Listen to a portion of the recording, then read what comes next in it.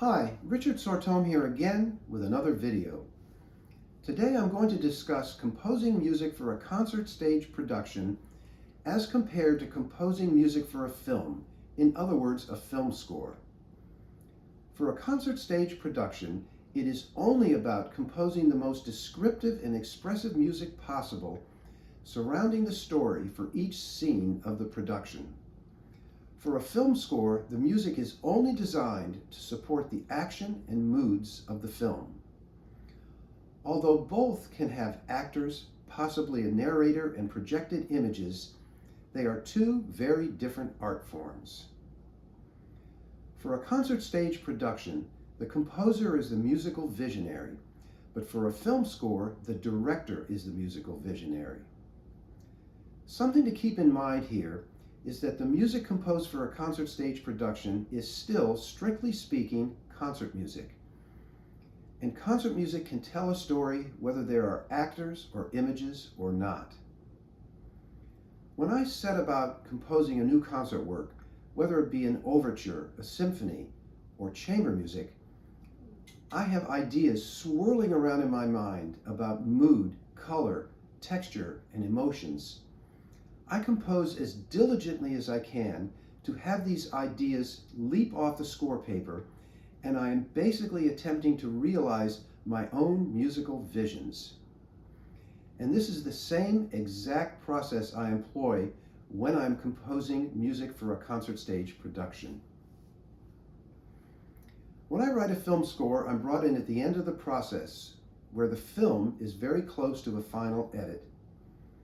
The director shares with me, scene by scene, his or her visions for the music in the film score, and then I have to compose as diligently as I can to realize those visions, often necessitating writing 2 or 3 versions of music or cues for the same scene until I have gotten it right in the director's eyes. To demonstrate what I have just explained, I'm going to use a concert stage production for which I composed the music with narrator, 3 actors in Chinese shadow theater, and projected images. This production was based on the Aesop fable, The Tortoise and the Hare. I understand that probably all of you know this fable well, but here it was freely adapted into a quite different story and narrative. The most important thing to remember and know is that the music for a concert stage production is from the very beginning designed to stand entirely on its own for future performances of only the music with the narrator if there was not to be a budget for a full concert stage production. I composed my music first to just the new story, to the words, and then, because I'm not a pianist, I created synthetic realizations of all my music. I then sat down with the author. We talked about the story for each scene in my music and agreed that all my music was just perfect. Then I gave the synthetic realizations to the director and the creator of the projected images, and then they created their magic to my music, which is the exact opposite process of composing a film score, where you are writing music to the film for each scene in the movie. This production featured a chamber ensemble of 11 instruments: violin, viola, cello, and harp, clarinet, alto saxophone, and bassoon, trumpet, tenor trombone, and bass trombone, timpani, and a large percussion battery, all played by one person. It runs about 40 minutes in length, but I'm not going to play it in its entirety here. Rather, I'm going to show you the 11 video segments recorded from the live performance and preface each with remarks about the story for each scene and what I was going for in my music. And this will include my choice of instruments for the musical metaphors for all of the characters in the story, as well as thematic and orchestrational decisions I made to portray and convey the moods of the various scenes. So let's get started. I'll start off with the music for the Hare. This is his first appearance in the production, so I wanted to immediately set the tone for his character. And let me say that this is one of the freely adapted storylines I talked about in my opening remarks. He is a small rabbit meandering the forest who gets hit by a magic arrow shot from the skies above and is transformed from that small rabbit into a strong, powerful, and handsome hare. I chose the clarinet as the musical metaphor for the hare, and in the introduction he has an unaccompanied solo. I wanted to incorporate spryness and agility into his thematic material, so I decided to use trills and arpeggios to portray those qualities.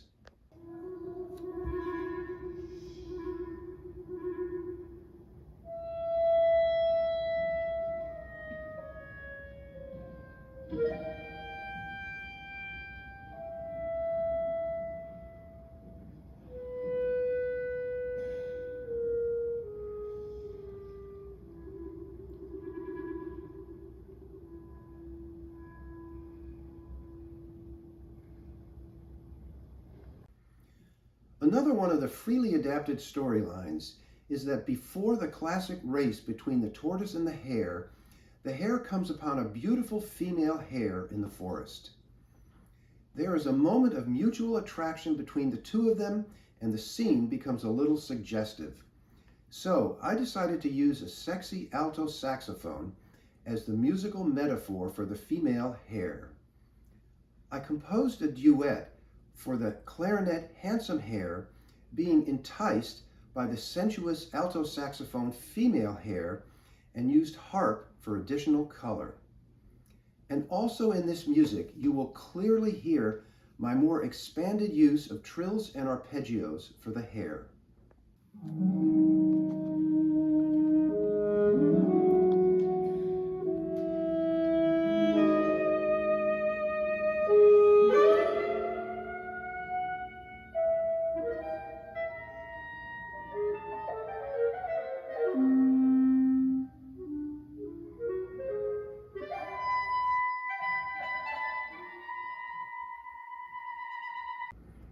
This adaptation has other athletic competitions besides the race between the tortoise and the hare.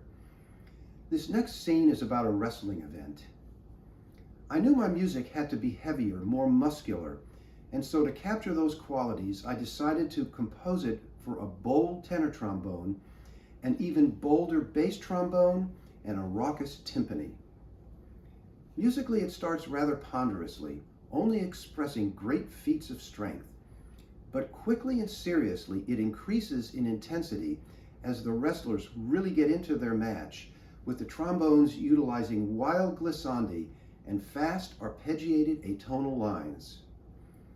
And let me share with you that my music could never have been this effective were it not for the tremendous virtuosity of the two trombonists, James Pugh and David Taylor.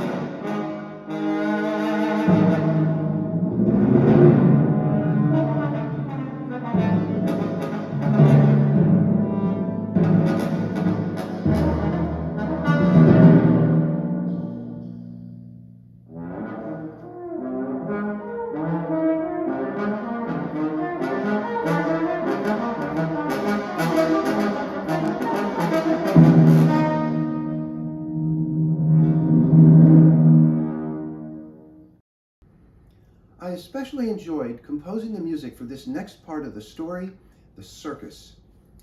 And that's because it's a long scene with many shifts in the story, demanding dramatic differences between the orchestrations and the themes. Because of its length, I'll only play the first part.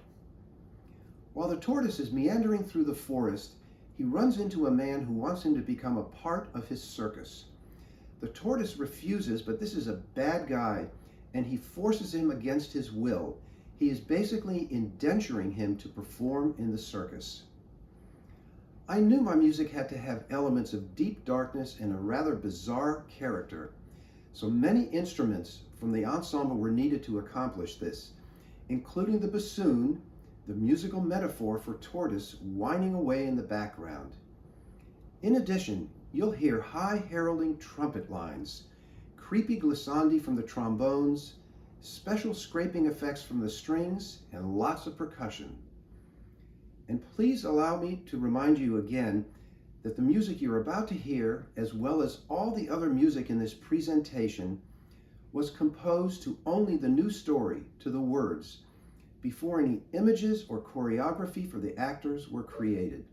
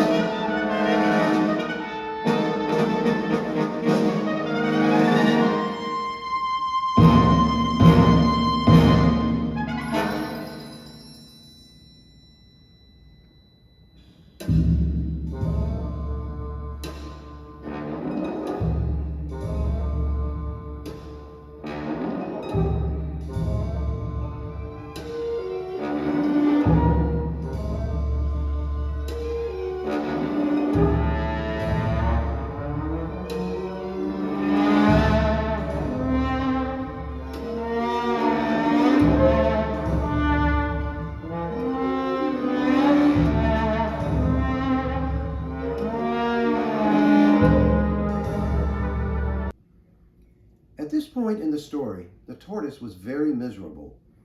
The bad man often beat him, and when Tortoise wasn't performing in the circus, he was locked in a cage. I was going for a dejected, hopeless, and sad mood, and composed this for bassoon, tenor and bass trombones, and light percussion.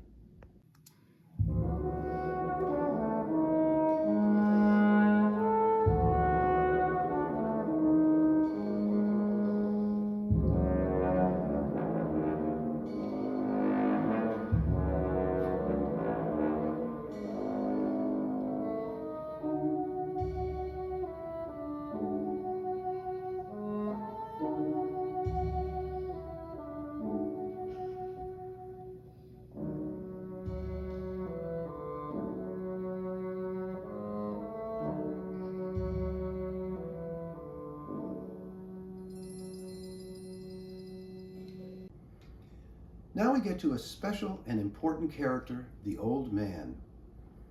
While walking in the forest, he comes upon the circus and sees Tortoise locked in a cage, downtrodden, abused, and miserable.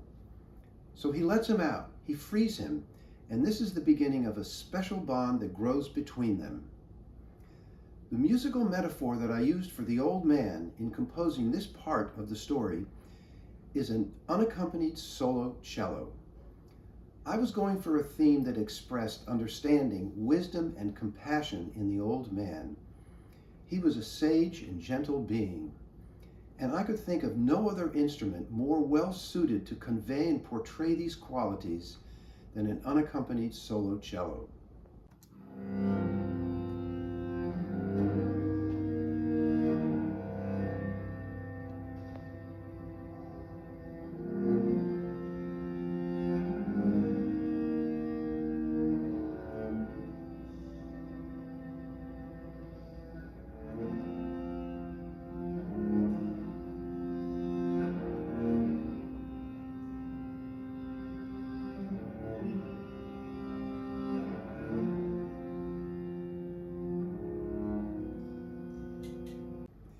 We now have another scene with the old man.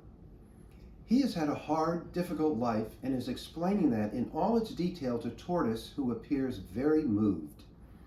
This is a touching part of the story, and of course I used the solo cello again as the musical metaphor for the old man.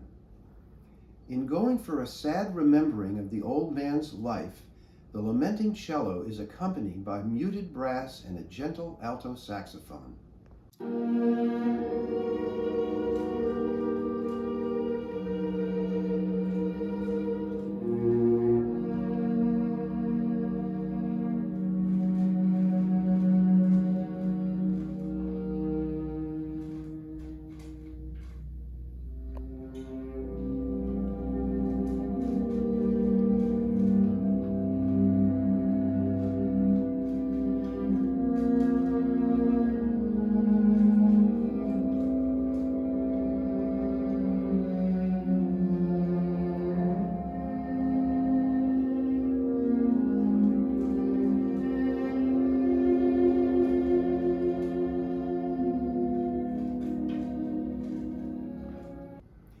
Here we have what turned out to be a humorous diversion in this production, exercising. And one of the highlights from the video clip that I'm about to play is that in addition to you seeing actors, images, and musicians, you will also see those humorous and animated reactions from audience members. The tortoise and the hare are challenged to a race, and the old man tells Tortoise that he has to get into shape. He supervises his daily exercising, but is only partially successful because the tortoise is really dragging. I was going for a sort of relentless theme with repetitive rhythms, showing how difficult it was for the tortoise to get into shape and ready for the race. It begins with the bass drum thumping out unaccompanied constant offbeats, then slow, very rhythmic trumpet lines alongside punctuating trombone interjections, and then bassoon, of course, playing Tortoise's theme with absolutely no energy at all. And then I made my own contribution of a humorous diversion because of the metaphors surrounding working out and getting into shape. I decided to nickname this music, just for myself, Rocky, after the Sylvester Stallone written and starred in feature film Rocky.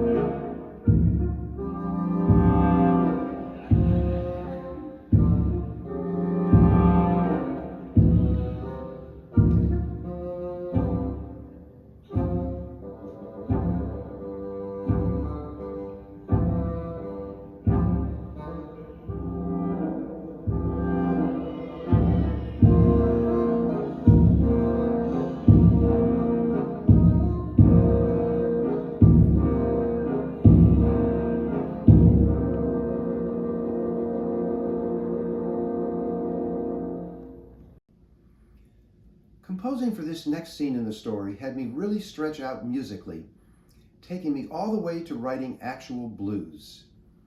The sexy female Hare is trying to seduce the handsome, powerful Hare, so he won't have enough energy to win the race over Tortoise. Let me alert you that even though I cut this down as best I could, it still runs about 1 minute and 42 seconds. But I'm quite sure that once you get into seeing and listening to this scene, you're going to want to watch it until the very end. I was going for the anticipation of and the clear attempt of seduction. The sensuous and beguiling alto saxophone female Hare and the pleading, almost begging clarinet handsome Hare are the stars here. They both have oozing bluesy solos and then join in a rhapsodic duet accompanied by the unyielding rhythms and pulsating harmonies heard in the trombones and bassoon.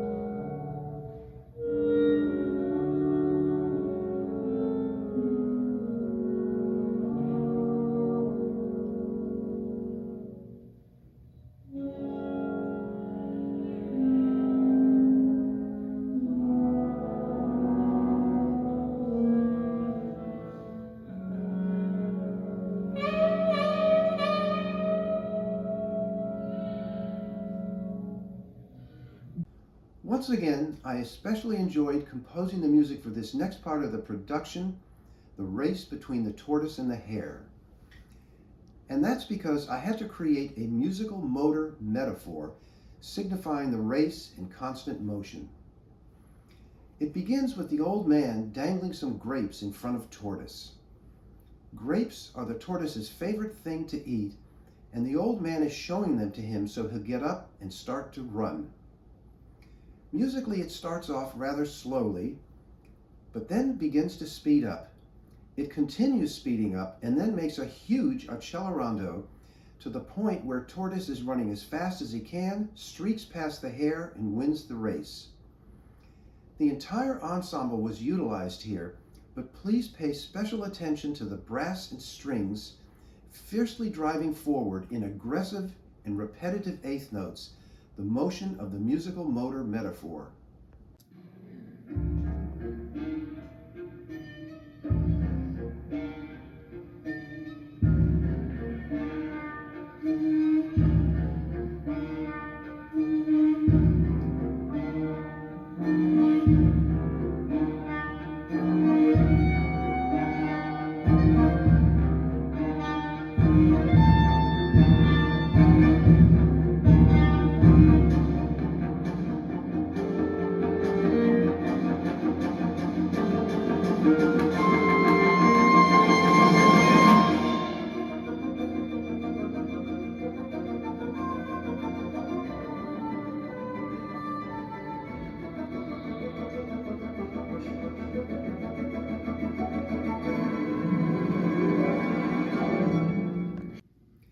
This last scene I'm about to play occurs near the very end of the production.